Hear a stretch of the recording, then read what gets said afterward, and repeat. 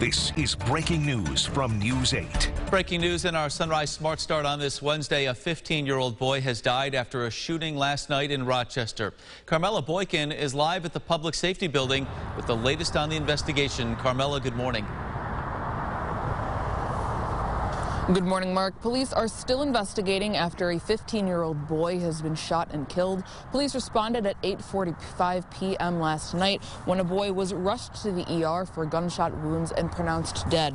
Police are still in the early stages of the investigation and have not released information about the suspect or the name of the victim. Lieutenant Michael Burkowski says having support from the community is helpful in these investigations. While he understands the community's hesitation to come forward, he says it's also an important element.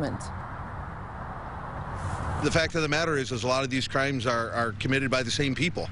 So, you know, if we can arrest one person and get them off the street, hopefully we solve other crimes and also start to make a dent into this violence. So, yeah, the community is very important to us.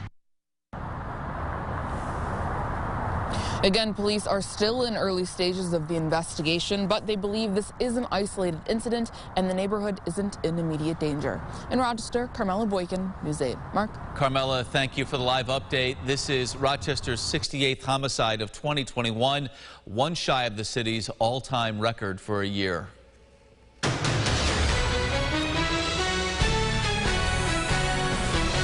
News 8 is your local election headquarters. A big change in Rochester. Malik Evans will be the new mayor. He ran unopposed after beating Lovely Warren in the Democratic primary back in June. Other races in the Monroe County Legislature too close to call this morning. Evans, though, says unity is required among local lawmakers. This is not about me, but about all of us in the future of Greater Rochester. Regardless of what zip code you live in, regardless of what town you might live in, I believe that it is our responsibility to make sure that we take care of those that may have gone to the polls and voted or those that have not, that we send a clear message that we are going to work to build bridges. Well, Evans will be sworn in as Rochester's mayor come January 1st. Republicans still hope to keep control of the Monroe County Legislature. They currently hold a 15-14 advantage. Candidates say it's important to hear all voices in the community. I'm feeling very, very proud and feeling very humbled by the fact that the voters believed in all of our candidates. There were some tight races, and I got to tell you, we're feeling very good that the voters have the confidence in us to bring home the government that they want for their protection, for their best interest, and for their quality of life. Absentee ballots will not be counted until November 16th.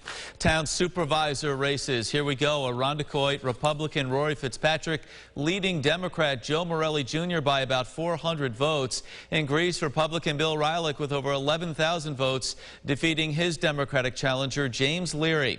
In Webster, Republican Tom Flaherty defeating Democrat Danielle Palermo Jimenez by over 3,000 votes there. In Pittsford, Republican Bill Smith with over 5,000 votes defeating Democratic challenger Kendra Evans. In the race for Wayne County Sheriff, Republican Rob Milby defeating Democrat Steve McNeil. Milby got over 11,000 votes. More results on our ticker and online at rochesterfirst.com. With 96% of the precincts reporting, Buffalo Mayor Byron Brown leads India Walton 59-41. You'll recall back in June, Walton beat the incumbent mayor in the Democratic primary, but Brown continued to campaign, asking for write-in votes on Election Day. Absentee votes can arrive through November 9th, but it appears that Brown will win a 5th term in Buffalo.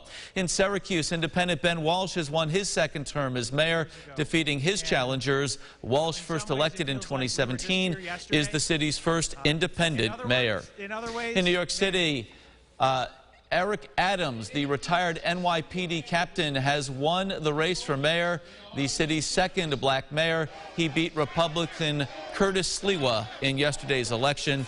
Adams will take office January 1st. National races, the race for governor in New Jersey, too close to call this morning. 90% of the precincts are in. Less than 1,000 votes separate the candidates. In Virginia, the AP says Republican Glenn Youngkin will win the governor's race there, beating Terry McAuliffe. But again, a close race in Virginia. All right, let's bring in James Gilbert. It's a close race in the forecast as well as we work our way toward freezing, James. Right, we are close. 33, 34 degrees in some spots, but wind chill is certainly well below in the 20s.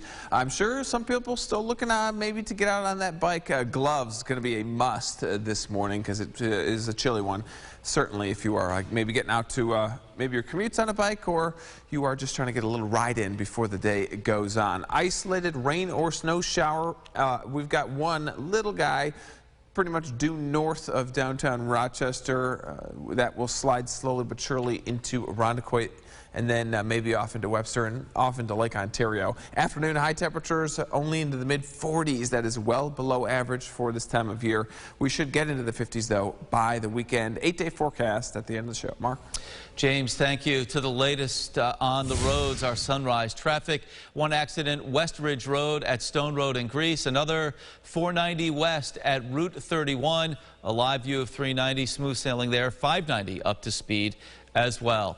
To the latest on COVID-19, as you may have heard, the CDC approving Pfizer's COVID vaccine for children ages 5 to 11. Last week, the FDA gave its emergency use authorization. Health officials say kids in that age group could begin getting vaccinated later today. To the GRE Morning Business Report now, a boost for Pfizer as it inks deals with countries for more booster doses. The drug maker says it's on track to deliver more than 2 billion shots of the vaccine this year. It earned $7.7 billion in the third quarter, raking in more than $24 billion in revenue. Vaccine sales making up 60% of that number. Hundreds of cancellations still plaguing passengers for American Airlines. The airline canceling more than 2,000 flights since Friday. The carrier blaming poor weather and staffing issues. Another retailer getting in on Black Friday. Target releasing a slew of deals dubbed Holiday Best. Among the discounted items, Beats Solo wireless headphones dropped to less than $100. The retailer also cutting the price of HP laptops as well. To Wisconsin, opening statements in the trial of Kyle Rittenhouse beginning. The 18-year-old accused of shooting 3 people during a protest against racial injustice in Kenosha last year. Authorities say Rittenhouse shot and killed 2 men, wounding a third. He could face life in prison if convicted. The judge says the case could last a couple of weeks. NFL wide receiver Henry Ruggs III has been released by the Las Vegas Raiders after his involvement in a fatal crash that left a woman dead. Ruggs facing felony charges of driving under the influence of alcohol, resulting in death, and reckless driving. He was released from the hospital and taken to jail. His initial court appearance is set for today. A new study recommending building a brand new stadium for the Bills rather than renovating Highmark Stadium. The study conducted by the engineering firm AECOM.